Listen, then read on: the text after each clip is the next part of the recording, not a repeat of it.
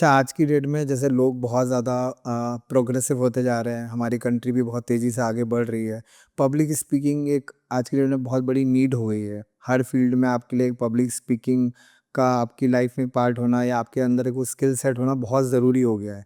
लेकिन अभी भी बहुत लोग डरते हैं और ख़ासकर इंडिया में जैसा मैं समझता हूँ कि लैंग्वेज की वजह से भी कि हिंदी हर जगह डिमांडेबल नहीं है और इंग्लिश में लोग इतना कॉन्फिडेंट फ़ील नहीं करते। तो ऐसे लोगों के लिए आप क्या सजेशन देंगे कि वो अपने आप को उस फोबिया से बाहर निकाल सकें या कह सकें कि हम पब्लिक स्पीकिंग में कैसे वो कॉन्फिडेंट फील करें?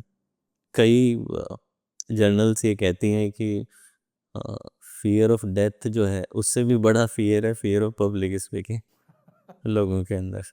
और मैं तो खुद पब्लिक स्पीकिंग के फोबिया से गुजरा हुआ हूँ। ओके। तो I had phobia of public speaking and then I overcame it. और आज से अगर 20-25 साल पहले कोई कहता है कि मेरा इसी में करियर बनेगा, ना तो मैं मान सकता था ये बात, ना मेरे परिवार वाले, ना मेरे दोस्त मान सकते थे।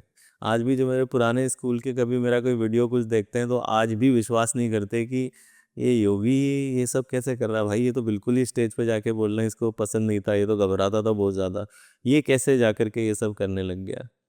तो बेसिकली अगर आप ध्यान से देखें तो पब्लिक स्पीकिंग का जो डर है, वो डर क्या है? वो डर है कि एक व्यक्ति लोगों से जज हो पाने का डर है, ये कि फियर ऑफ जजमेंट है कि अगर मैं स्टेज पे जाके कुछ बोलूँगा तो लोग मुझ पे हँसेंगे। तो पब्लिक स्पीकिंग का डर deeply rooted fear of judgement है, फियर ऑफ एम्बैरेसमेंट है कि मैं एम्बैरेस हो जाऊँगा।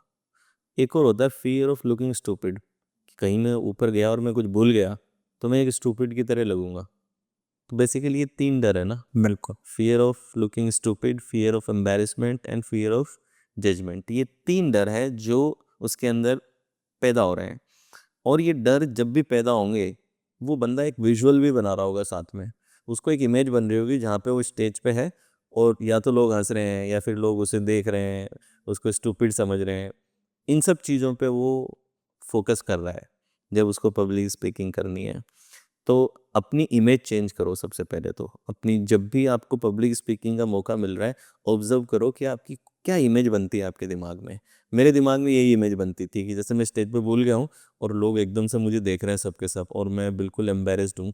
ये सबसे ज़्यादा इमेज बनती है लोगों की, ठीक है, कॉमनली। कॉमनली जो इमेज बनती है। इस इमेज की जगह अपनी इमेज चेंज करो कि जो लोग प्रोएक्टिवली जाते हैं ना, पार्टिसिपेट करते हैं, उनकी इमेज पता है क्या है? कि सब लोग ताली बजा रहे हैं। उनकी इमेज एप्रिसिएशन की इमेज है। तो उन्होंने अपने ब्रेन के कौन से सेंटर, जो पॉजिटिव सेंटर्स है, उनको एक्टिवेट कर रखा है। और जो लोग जजमेंट से डर रहे हैं, उन्होंने अपना फाइट फ्लाइट मोड एक्टिवेट किया हुआ है। सो अपनी मेंटल इमेज चेंज करो कि जब भी आप पब्लिक स्पीकिंग के लिए जाने का आपको मौका मिल रहा है, अपने ब्रेन में विजुअलाइजेशन ये करो, इमेज ये लाओ that you are standing firm, confident, आपका चेस्ट एक्सपेंडेड है, फिजियोलॉजी आपकी बिल्कुल करेक्ट है, and everybody is clapping and appreciating you. ये आपकी फाइनल इमेज दिमाग में रहनी चाहिए। दूसरी चीज़, जब भी आप स्टेज पे जाते हो, स्टेज पे जाने से पहले अपनी ब्रीदिंग को चेंज करो, अपने पोस्चर को स्ट्रेट कर लो और अपने फेशियल एक्सप्रेशन को रिलैक्स कर लो। तो ब्रीदिंग, फेशियल एक्सप्रेशन, पोस्चर और internal voice, that I am relaxed. ये चार पॉइंट आप चेंज करोगे तो फियर की स्टेट आपकी बंद हो जाएगी और रिलैक्सेशन की स्टेट आ जाएगी। तो ये चार चीज़ें अप्लाई करके, इसे एनएलपी में एज इफ टेक्निक कहते हैं। This is called as if. माना कि मैं रिलैक्स्ड हूँ। अगर मैं रिलैक्स्ड हूँ तो मेरा पोस्चर कैसा होगा, मेरी ब्रीदिंग कैसी होगी, मेरा फेशियल एक्सप्रेशन कैसा होगा, मेरा इनर डायलॉग क्या होगा, आई एम रिलैक्स्ड। ये करके 2 मिनट ये कर लो and then go to stage. तीसरी चीज, focus on the message, don't focus on yourself. अपने मैसेज पे फोकस करो कि मैं इस स्टेज के माध्यम से मुझे क्या वैल्यू लोगों को देनी है। उस मैसेज पे फोकस करने लग जाओ। मुझे हार मिलती है, जीत मिलती है, उसका फोकस हटा लो। Focus on the message, focus on the value, कि वहाँ पे जो लोग बैठे हैं वो क्या वैल्यू लेकर के जाएं। अपना फोकस वैल्यू पे डाल दो, खुद पे से हटाकर। ये 2-3 चीज़ें आप करोगे और बार बार, एक बार में नहीं होगा, बार बार एक्सपोज करना पड़ेगा। Antidote of fear is action, not confidence. Fear का एंटीडोट एक्शन होता है, कॉन्फिडेंस नहीं होता है। यानी कि जिस चीज़ से डर लग रहा है, अपने आप को बार बार उसमें पोजीशन करो, बार बार उस एनवायरनमेंट में डालो, तो स्लोली एंड ग्रेजुअली नेचुरली ही वो चेंज होने लगेगा। ये टेक्निक हम बाकी फोबिया पे भी कर सकते हैं, जैसे एग्जाम फोबिया भी रहता है बच्चों को, या जहाँ पे भी किसी और। फियर एंजाइटी आ रही है, हाँ, ये रेगुलेशन टेक्निक है, मतलब रूट से नहीं हटाएगी लेकिन एक रेगुलेट कर देगी उस मोमेंट में। स्पेशली एक्यूट केसेस है ना, कि उस किसी सिचुएशन में एंजाइटी आ रही है, तो उस समय आप एज इफ लगा करके आप उसे रेगुलेट करना सीख सकते हो अपने इमोशंस को, and then you can act with a relax nervous system. तो जैसे अब आपने बोला कि इमेज क्रिएट करो, क्या वो तो एक तरीके से मैनिफेस्टेशन, या जो आप बोलो इंटरनल वॉइस है ना, आप बोलो बार बार चीज़ रिपीट करो, तो ये अफर्मेशन जैसे हो गया। तो एनएलपी मतलब मैनिफेस्टेशन अफर्मेशन भी यूज़ करती है एक तरीके से। बट मैनिफेस्टेशन है क्या? मतलब मैनिफेस्टेशन कोई मेथड थोड़ी है, मैनिफेस्टेशन तो एक नाम है, मतलब कि एक वर्ड है ना मैनिफेस्टेशन, कोई सब्जेक्ट नहीं है। मैनिफेस्टेशन मतलब व्हाट, कि मैनिफेस्टेशन बाय डेफिनेशन क्या है, कि जब आप अपनी किसी इंटरनल आइडिया या डिज़ायर को मेंटल वर्ल्ड से निकाल के फिजिकल वर्ल्ड में रियलिटी, मतलब सब्जेक्टिव रियलिटी से ऑब्जेक्टिव रियलिटी में किसी चीज़ को लेकर आना, लेकर आना।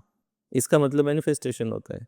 तो ये तो सभी कर रहे हैं ना, मतलब आपने आज तक दुनिया में जो भी किया है वो मेंटल वर्ल्ड से निकाल के ही तो फिजिकल वर्ल्ड में लाए हो आप।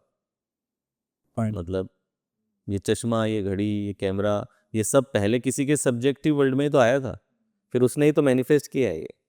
तो मैनिफेस्टेशन में क्या लग रहा है?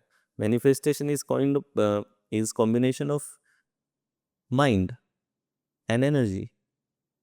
डिजायर और थॉट कहाँ आया? माइंड में आया, फिर आपने उस पर एनर्जी लगाई।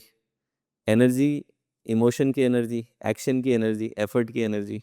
तो जब आप एक डिज़ायर में एनर्जी डाल रहे हो, ये एनर्जी कोई बाहर से कुछ ऐसी ऊर्जा नहीं है जो मैजिकल ऊर्जा जिसकी लोग बात करते हैं। ऊर्जा किसकी?